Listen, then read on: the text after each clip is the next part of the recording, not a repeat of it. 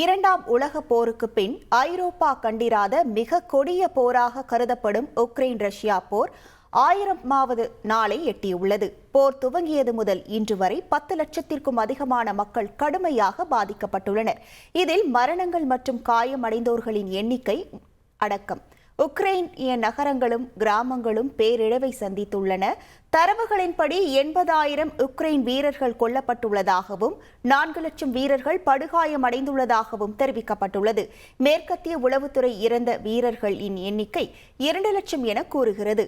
August 31 நிலவரப்படி பொதுமக்களில் 11,743 பேர் கொல்லப்பட்டுள்ளதாகவும் 24,614 பேர் காயமடைந்துள்ளதாகவும் தெரிவிக்கப்பட்டுள்ளது. அத்துடன் கிட்டத்தட்ட 600 உக்ரைனிய குழந்தைகளும் போரில் மரணமடைந்துள்ளதாக கூறப்படுகிறது. ரஷ்யாவும் பெரும் இழப்பை சந்தித்துள்ளது. போர் தீவிரமான காலகட்டங்களில் நாள் ஒன்றுக்கு 1000 ரஷ்ய வீரர்கள் கொல்லப்பட்டதாக தெரிவிக்கப்பட்டுள்ளது. யுக்ரைனுக்குள்ளேயே 40 லட்சத்திற்கும் அதிகமானோர் இடம்பெயர்ந்துள்ள நிலையில் 60 லட்சத்திற்கும் அதிகமானோர் வெளிநாடுகளுக்கு தப்பியுள்ளனர். யுத்தம் தொடங்குவதற்கு முன் உக்ரைனில் இருந்த பிறப்பு விகிதம் 1/3 பங்காக குறைந்துள்ளது. ரஷ்யா இப்போது உக்ரைனில் 1/5 பகுதியை ஆக்கிரமித்துள்ளதாக தெரிவிக்கப்பட்டுள்ளது.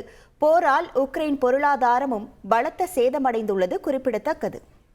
யுக்ரைனுக்கு அமெரிக்கா வரும் நாட்களில் கூடுதல் பாதுகாப்பு உதவிகளை வழங்க உள்ளதாக ஐநாவுக்கான அமெரிக்க தூதர் லிண்டா தாமஸ் கிரீன்ஃபீல்ட் தெரிவித்திருக்கிறார். அமெரிக்க அதிபர் ஜோ பைடன் ரஷ்யாவுக்குள் தாக்குதல் நடத்த அமெரிக்கா வழங்கிய ஏவுகணைகளை யுக்ரைன் பயன்படுத்தலாம் என அனுமதி வழங்கியுள்ள நிலையில் போர் பதற்றம் மேலும் அதிகரித்துள்ளது.